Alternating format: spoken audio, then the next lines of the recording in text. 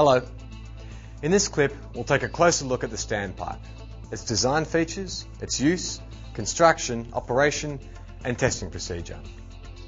A standpipe is approximately 1 metre high and made of brass or aluminium. It consists of a barrel that connects the base to the top boss. A single or dual water outlet head is connected to the top boss.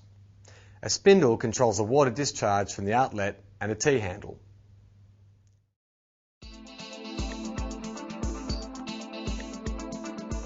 A standpipe is used to connect a hose to a ground hydrant.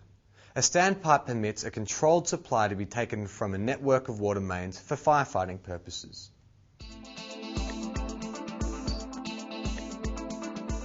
Please see the downloadable Ducot datasheet for detailed specifications, but for the purposes of this clip, let me run you through the basic construction of the standpipe. The standpipe is made up of 5 major components: the base, the barrel, the top boss, the waterhead, and the spindle. The base is made of a one-piece male threaded casting and collar that matches the female V-thread of the rotating collar. The rotating collar is designed to fit under the hydrant lugs. It has a fixed collar that acts as a stop for the rotating collar and provides a seating for the base washer. The base washer ensures a watertight seal on the hydrant and is prevented from slipping off the standpipe. It has an internal female threaded guide which is cast with the base to engage with the male threaded spindle. The barrel links the base to the top boss and directs water from the hydrant to the waterhead. The top boss is a one-piece casting with 2 tightening handles for shipping and unshipping purposes. The waterhead is a one-piece casting with standard 64mm male couplings. It is fitted with a gland nut with suitable packing to ensure a watertight seal on the spindle. It has a watertight gland assembly at its base to enable the waterhead to be rotated. The spindle has a T-handle, or a hand wheel at the top, and a concave pressure disc at the bottom. The concave pressure disc allows for smooth contact with the valve of the ground hydrant. By rotating the T-handle in a clockwise direction, the spindle pushes the valve of the ground hydrant down, allowing the water to flow up the standpipe to the waterhead.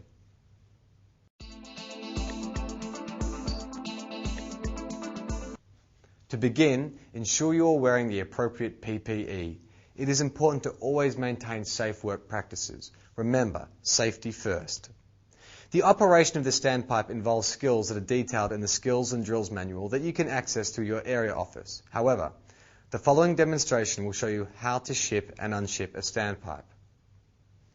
Shipping a standpipe. First, you have to check the standpipe. Check the pressure disc is flush with the base. The rotating collar is fully down and the washer is in position and serviceable. Insert the hydrant bar into the plate recess and use a lever action to lift the plate. Check the hydrant pit is clear from debris and other hazards, like snakes, before inserting your hand, then removing obstructions and the cover ball. Position the standpipe. Grasp the spindle shaft with your hand below the T-handle. Grasp the tightening handle with your other hand. Place the standpipe in the ground hydrant and hold vertically. Rotate clockwise 1 turn to engage the lugs of the rotating collar. Raise sharply to ensure the lugs are engaged. Note: keep your head back away from the T-handle. Tightening the standpipe. Maintain your grip on the spindle shaft. Hold the standpipe in a vertical position. Rotate the tightening handle clockwise until firm. Go down on one knee and tighten the standpipe fully using both tightening handles. Operating the standpipe. Turn the T-handle clockwise until the water flows unrestricted. Allow the standpipe to flush before connecting the hose. Note: the standpipe waterhead must always be rotated clockwise to prevent unshipping of the standpipe. For safety reasons, it is very important that the standpipe is correctly shipped and firmly locked into position. Always turn the standpipe T-handle fully down. Back off half a turn to ensure maximum water flow from the hydrant. When shipping a standpipe at night or in dim light, you'll need to take a torch so that a thorough check of the hydrant pit can be conducted and also that the activity can be carried out safely. To unship a standpipe, turn the standpipe T-handle anti-clockwise until the water is off. Go down on one knee and grasp the tightening handles in both hands. Turn the handles anti-clockwise until the standpipe rotates freely. Support one hand and continue rotation with the other. Remove the standpipe when the rotating collar lugs disengage. Replace the ball cover and plate. Safely carry the standpipe back to its original position.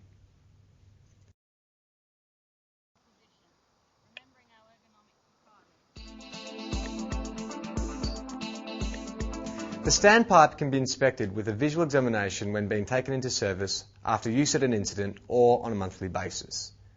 The visual inspection should ensure the coupling threads are in good condition, the washers are in good condition and in position, and the moving parts move freely. Operational testing can be done when the standpipe is taken into service and on a monthly basis.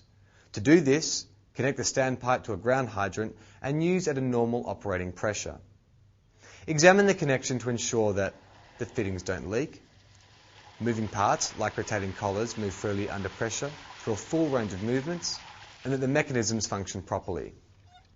Rotating collars are likely to need internal cleaning from time to time to remove grit and ensure free movement. We have now come to the end of the toolbox clip on the standpipe. This clip is just one in a series of informative videos which I would encourage you to take a look at and perhaps pass on to other members of your brigade.